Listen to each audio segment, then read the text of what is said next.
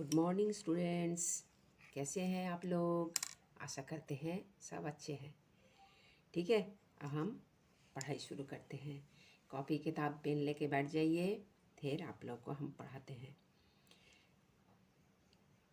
आज हम 9 से क्वेश्चन नंबर 9 से क्वेश्चन नंबर 15 तक कराएंगे। ठीक है, क्वेश्चन नंबर 8 तक करा दिए थे। इसके पहले दोनों वीडियो आप देख लीजिएगा, 3 वीडियो बना हुआ है। ठीक है, इसके देख लीजिएगा, फिर हम आपको बताते हैं। क्वेश्चन लिख लिया ना, बता दिया। ये पेज नंबर आपका 125 है, एक्सरसाइज 8.1 है। ठीक, फिर हम आपको बताते हैं एक एक करके क्वेश्चन। ठीक, ये हम कर लिए। देखिए एक्सरसाइज 8.1 है। क्वेश्चन नंबर 9 क्या बोला है? रीमा और सीमा की वर्तमान आयु का अनुपात 5:7 है। 4 वर्ष के बाद दोनों के आयु के योग जो है 32 हो जाएगा। तो दोनों के वर्तमान आयु ज्ञात कीजिए। ठीक है, क्या दिया है? रीमा और सीमा की वर्तमान आयु का अनुपात 5:7, 5:7 दिया हुआ है। 4 वर्ष के बाद दोनों के आयु के योग 32 हो जाएगा। तो गिवन रीमा और सीमा की वर्तमान आयु का अनुपात 5:7। तो माना कि रीमा और सीमा की वर्तमान आयु 5x और 7x है। ठीक है, अब 4 वर्ष के बाद रीमा की आयु 5x+4 हो जाएगा। 4 वर्ष के बाद तो आपका उम्र बढ़ेगा ना। अभी आप मान लो 12 साल के हैं, तो अब 4 वर्ष के बाद 16 के होंगे, थोड़े 8 साल के हो जाएंगे। तो ऐसे ही है। ये 4 वर्ष के बाद रीमा की आयु 5x+4 हो जाएगा, और 4 वर्ष के बाद सीमा की आयु 7x+4 हो जाएगा। ठीक है, अब गिवन ये दिया हुआ है 4 वर्ष बाद दोनों के आयु का योग 32 होगा। ठीक है, देयरफॉर 5x+4 + 7x+4 = 32। ये आपके बुक में दिया हुआ है, क्वेश्चन में दिया हुआ है। ये 4 वर्ष के बाद दोनों के आयु के योग 32 हो जाएगा। तो 5x+4 + 7x+4 = 32। ये रीमा की आयु 5x+4 और सीमा की आयु 7x+4, ये 32 हो गया। तो 5x+4 + 7x+4 = 32। तो ये x को एक तरफ कर लीजिए। 5x + 7x = 12x, 4 + 4 8, 32 = 12x = 32 - 8। ठीक है, x = 24/12 = 2। तो x = हमारा आ गया 2। तो रीमा की वर्तमान आयु 5 × 2 10 साल, और सीमा की वर्तमान आयु 7 × 2 14 साल हो गया। ठीक है, तो ये 10 साल और 14 साल उस लोग के वर्तमान आयु निकल गया। अब 4 वर्ष के बाद आयु के योग जो है 32 हो जाएगा। इसको क्रॉस चेक कैसे करिएगा?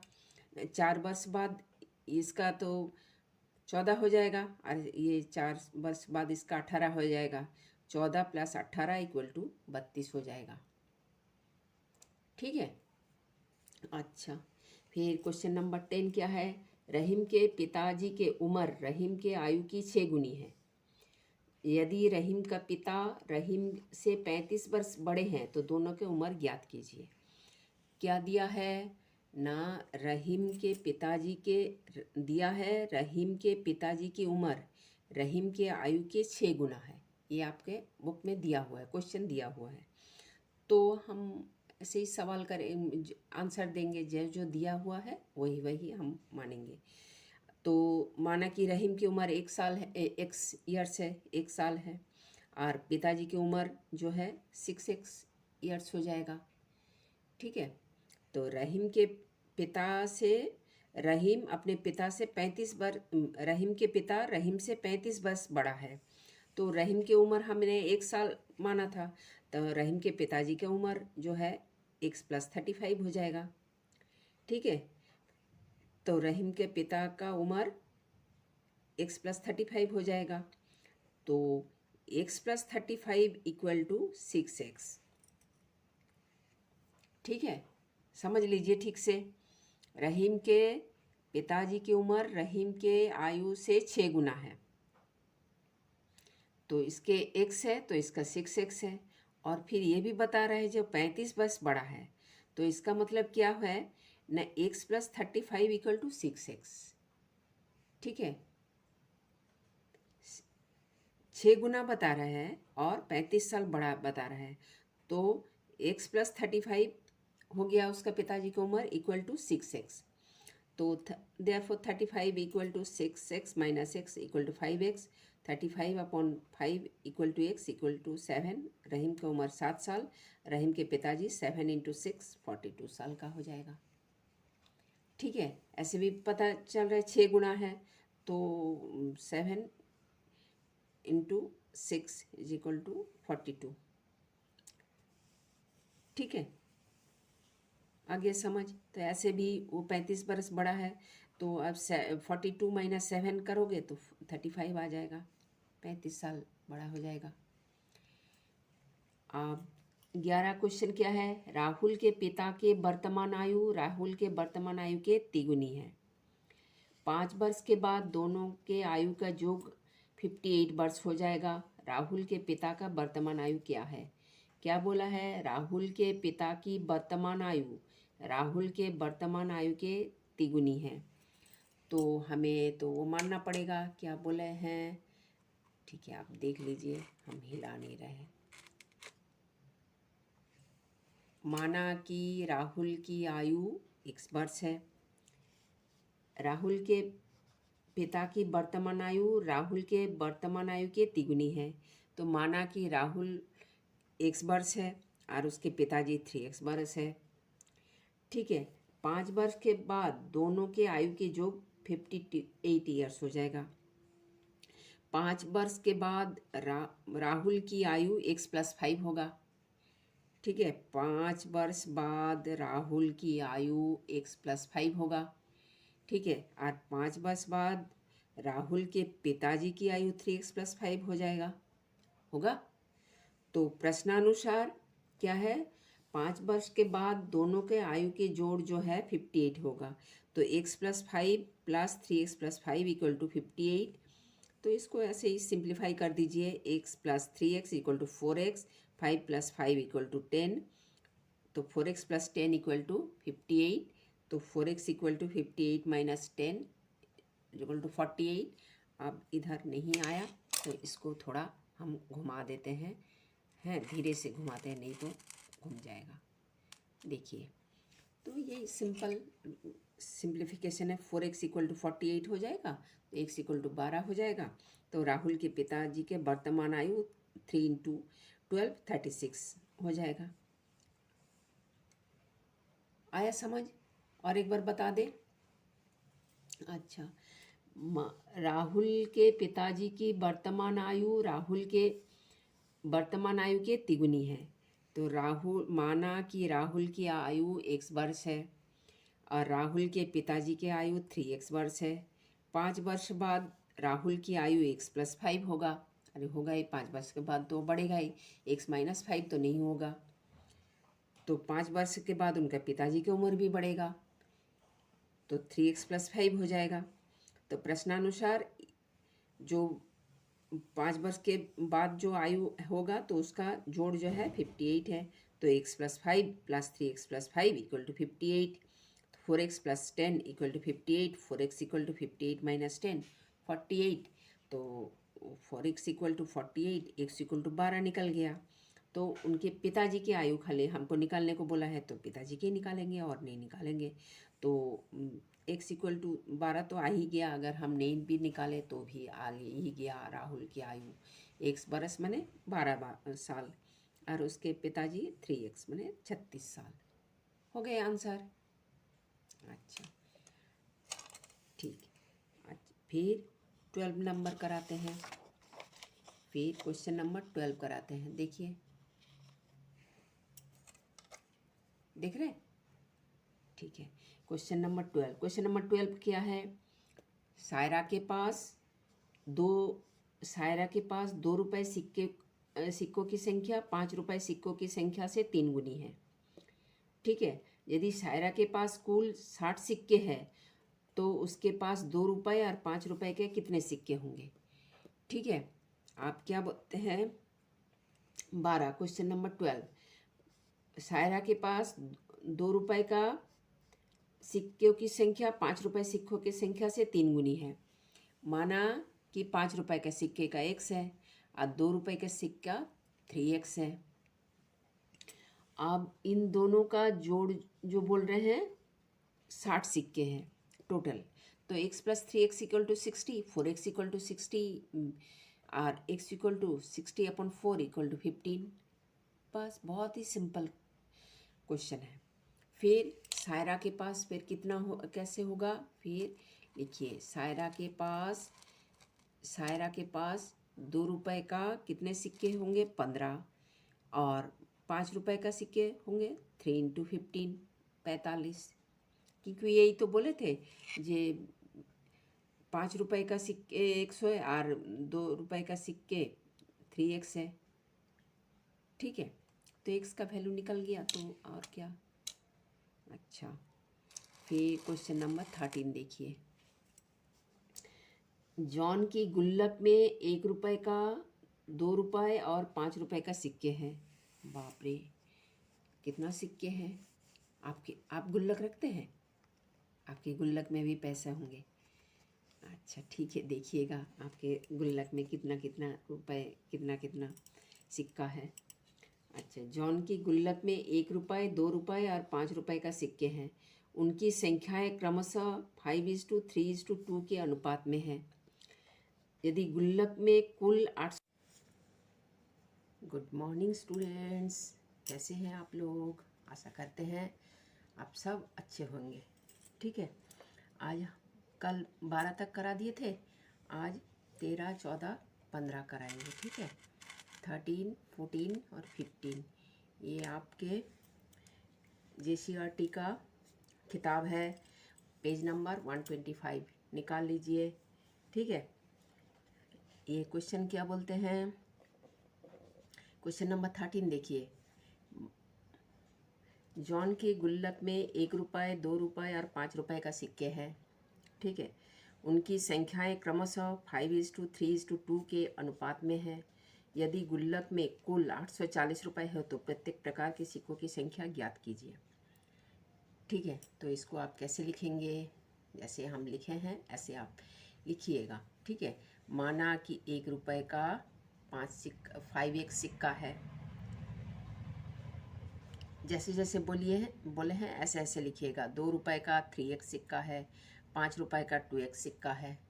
ठीक है, इसका अनुपात में बोला है 1, 2 और 5 रुपये का। अरे 1, 2, 5 रुपये का तो सिक्का होता है। आप भी रखते हैं गुल्लक,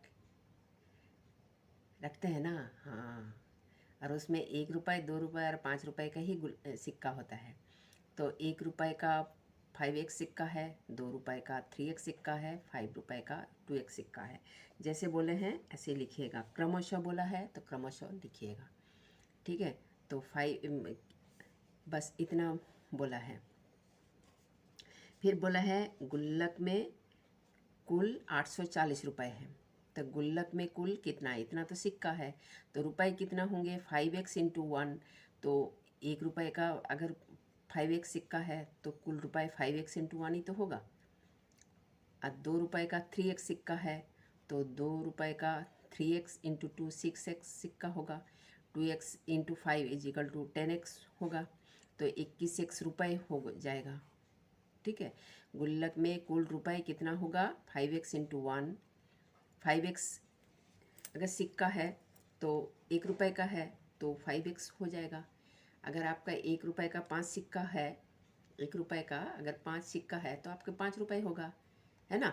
तो ऐसे ही होगा। अगर 2 रुपये का 3 सिक्के हैं तो 2 × 3 होगा, 6 रुपये होगा। तो 2x × 5 = 21x रुपये है। तब प्रश्नानुसार आपका 21x = 840 रुपये है। तो x = 840/21 = 40 सिक्का हो गया। ठीक है, अब 1 रुपये का 5 × 40 200 सिक्का होगा। 2 रुपये का 3 × 40 120 सिक्का होगा। 5 रुपये का 2 × 40 80 सिक्का होगा। ठीक है। अब देखिए ये 840 कैसे होते हैं। 200 रुपये, 200 सिक्का, अगर 1 रुपये का 200 सिक्का तो माने 200 रुपया, 2 रुपये का 120 सिक्का माने 240 रुपया, और 5 रुपये का 5 रुपये का 80 सिक्का तो ये 400 रुपया हो जाएगा। तो देखिए 840 रुपया हो रहा है। ठीक है, 8 5 जा 40। अगर 80 सिक्का है 5 रुपये का तो 400 रुपया होगा। ठीक से समझ लीजिए, ऐसे ऐसे करके मान लीजिए 80 5 रुपये का सिक्का है, ऐसे ऐसे का, तो ये 5 रुपया, ये दूसरा 10 रुपया, ये 25 रुपया, ऐसे करके होगा। तो ऐसे 80 सिक्का है तो 80 × 5 तो 400 रुपया हो गया। ठीक है। अच्छा, फिर क्या है क्वेश्चन नंबर 14। एक आयताकार कमरे की लंबाई उसकी चौड़ाई की दुगनी है। माना कि चौड़ाई x है तो लंबाई 2x हो जाएगा। आपके बुक में दिया है, जैसे जो दिया है बस उसी को करिएगा। माना कि चौड़ाई x है, लंबाई 2x है, तो परिमाप क्या होता है 2 × लंबाई प्लस चौड़ाई। ठीक है, परिमाप को कैसे लिखते हैं, ये है इसका परिमाप। ठीक है, जो लाइन से ये आयत का बनाया गया है ये है इसका परिमाप। ठीक है, ये लाइन जो घेरा है इसका परिमाप। कोई बागीचा का घेरा है, कुछ ये है। और भगवान लक्ष्मण जी सीता देवी को ऐसे घेरा दे दिए थे, इसको अंदर बैठा के। ये इधर सीता देवी बैठे हैं तो ये घेरा दे दिया था। ये है घेरा, परिमाप। ठीक है, माना कि चौड़ाई x मीटर है, लंबाई 2x मीटर है, तो 2 × लंबाई प्लस चौड़ाई = 48। तो 2 × 3x = 48, तो x = 48 अपॉन 6, तो x = 8 हो जाएगा। ठीक, अब चौड़ाई जो है 8 मीटर है, लंबाई 2 × 8 = 16 मीटर हो जाएगा। ये है आपका आंसर। और एक बार बता देते हैं, माना कि चौड़ाई x मीटर है, लंबाई 2x मीटर है, तो 2 × x + 2x = 48 मीटर। तो 2 × 3x = 48 metre, 6x = 48 metre, x = 8 metre. तो चौड़ाई 8 मीटर, लंबाई 2 × 8 = 16 मीटर हो गया। अब क्या बोलते हैं 15। एक आयत का परिमाप 13 सेंटीमीटर तथा चौड़ाई 5/2 सेंटीमीटर। तो इसकी आयत का लंबाई ज्ञात कीजिए। एक आयत का परिमाप 13 सेंटीमीटर, ठीक है, तथा चौड़ाई 5/2 सेंटीमीटर। तो लंबाई ज्ञात कीजिए। तो लंबाई आयत का परिमाप होता है, इधर लिख देते हैं, आयत का परिमाप होता है, आयत का परिमाप होता है, परिमाप बराबर 2 × लंबाई प्लस चौड़ाई, 2 × लंबाई प्लस ब्रेथ। इधर भी लिख दीजिएगा, इधर तो हम लिख दिए हैं, पहले वाले में नहीं लिखे थे। तो ये है आपका ये 2 × लंबाई प्लस चौड़ाई = आयत का परिमाप। तो हमारा इधर आयत का परिमाप दिया हुआ है, तो दिया है लंबाई हमें ज्ञात करना है। तो गिवन 2 × लंबाई प्लस ये ब्रेथ 5/2 = 13 सेंटीमीटर, एल प्लस 5/2 = 13/2। ये 2 इधर मल्टीप्लाई में था तो इधर आके डिवाइड में हो गया। ठीक, तो एल = 13/2 माइनस 5/2। इसको अब हटा देंगे क्योंकि एल अकेले हैं, एल तो और इधर है नहीं, तो नंबर्स को इधर कर देंगे। ये तो आपको बताया था, जो डिवाइड ये इक्वल के साइन के अगर उस तरफ जाएंगे, लेफ्ट हैंड साइड में जाएंगे तो साइन चेंज होगा, राइट हैंड साइड में जाएंगे तो साइन चेंज होगा। तो 5/2 = 13/2 = 4/2 = 4 लेंथ इसका आ गया आंसर। ठीक, मेरा चैनल को जरूर सब्सक्राइब करिए बेटा।